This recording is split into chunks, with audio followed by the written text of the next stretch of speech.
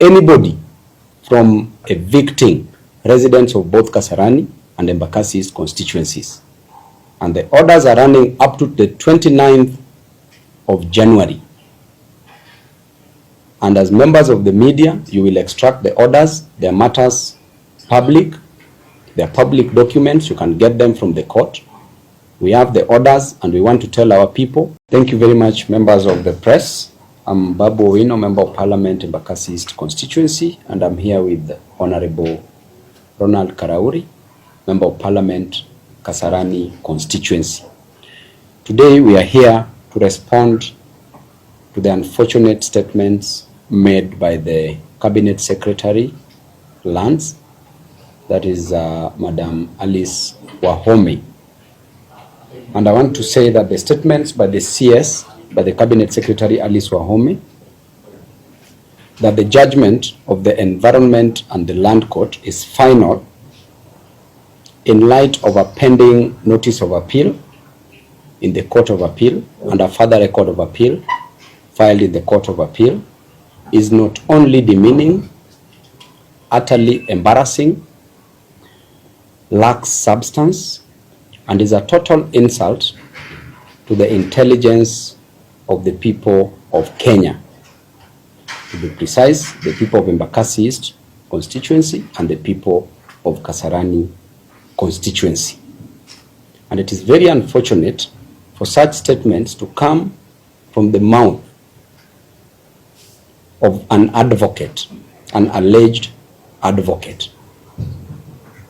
And I want to say that, going by the doctrine of lis pendens, it is clear that when a matter is before a court of law, then the status quo must always remain.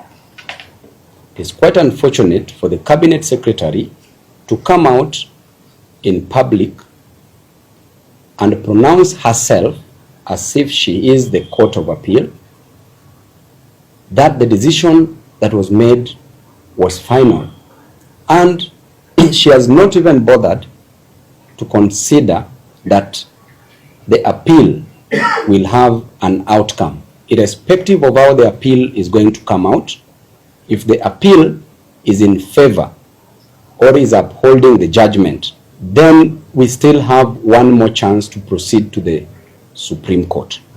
But if the appeal is in the favor of the residents, in our favor, then we will be prejudiced if at all eviction has taken place, if at all people have been evicted and demolition has taken place. And I want to advise the Cabinet Secretary, Alice Wahome, that it is not your work to incite Kirima's family, or rather to coerce the residents of both Embakasi and Kasarani constituencies to come on the table to negotiate. They can never negotiate under duress. They can never negotiate when there is undue influence. They can only negotiate if their right state of mind is clear. And if you are holding brief as the Cabinet Secretary for the Kirimas, then you better resign. You come to court, because that is where things are as we speak. The way we speak today, we have received orders, an injunction restricting anybody from evicting residents of both Kasarani and Embakasi East constituencies. And the orders are running up to the 29th of January. And as members of the media, you will extract the orders. Their matters public. They are public documents. You can get them from the court. We have the orders, and we want to tell our people to be calm. Do not panic. This is just but a storm in a cup of tea. Do not worry. I know at this particular moment, there are so much butterflies in your stomach, and you may be thinking that there is no way out. But I want to assure you that we are with you. You elected us to fight for you. We will serve you. It is our role, our right to deliver to you as our constituents. The statements which were made is totally unwarranted by the cabinet secretary. And the question is, who invited you to come and mediate on this matter? You are saying that the government will not be involved, and I want to remind you that the sole role of the government, number one, is to protect her citizens. But it seems that you don't care. To make it even worse is that you are a woman who doesn't even care whether the children will be sleeping in the cold, and it is a rainy season, they'll be thrown out, schools will be demolished, churches will be demolished, houses will be demolished. Honorable Ronald Karauri and myself, we will do everything humanly possible, and we will cover everything, just like the skirt of a woman that covers the most important parts. We are going to do that, and we are going to cover you, and we are going to fight for you. So as things are, we have the orders, and those orders are going to help us. We are still waiting for further orders in the fresh suit that was filed, and also in other appeals that were filed. We didn't invite the government on the negotiation table because we knew that this is a matter that as members of parliament would deal with it. And even if we were to negotiate, it is not the role of the minister, nor the president, to come on the table to negotiate. Nobody has appointed them. They've self-appointed themselves, and that's why you see the cabinet secretary, Alice Wahome, making unfortunate statements in public, now retracting that they should not even be on the table to help the residents negotiate. And therefore, we know the character of the CS Alice Wahome in intermeddling with estates of deceased persons. There's a case of Mbiu Koinange that she was adversely mentioned because she was the advocate in record when an amount of 284 million Kenya shillings disappeared from the estate's accounts. And this case, even during our interview, it came up. We know the case was being followed by EACC. So when it comes to issues, negotiations, we will tell our residents the right time if we are to negotiate.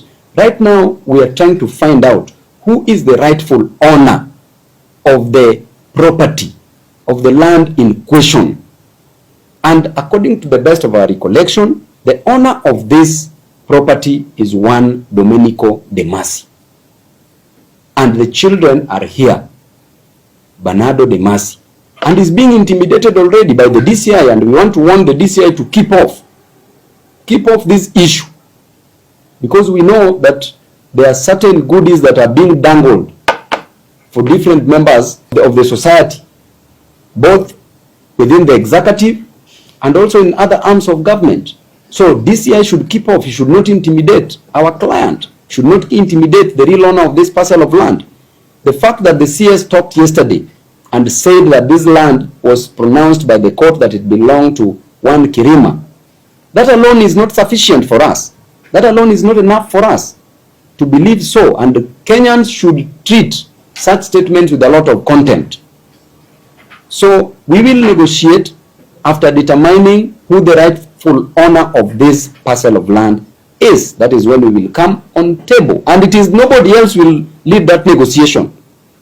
It is Honorable Karauri and myself who will lead the negotiation. So everybody running away to go start negotiations, all that is balderdash and gibberish. The statements by the CS and the statements by you are contradicting, and the residents are at question. Is there any investigative process that maybe you have begun so that to establish who exactly is the rightful owner of that land? Definitely, the person who will determine the rightful owner of the land is the court of law. And as we've said, that there is a process that has been instituted, a process that is that has started in a court of law through a fresh suit. In addition to that, there's an appeal.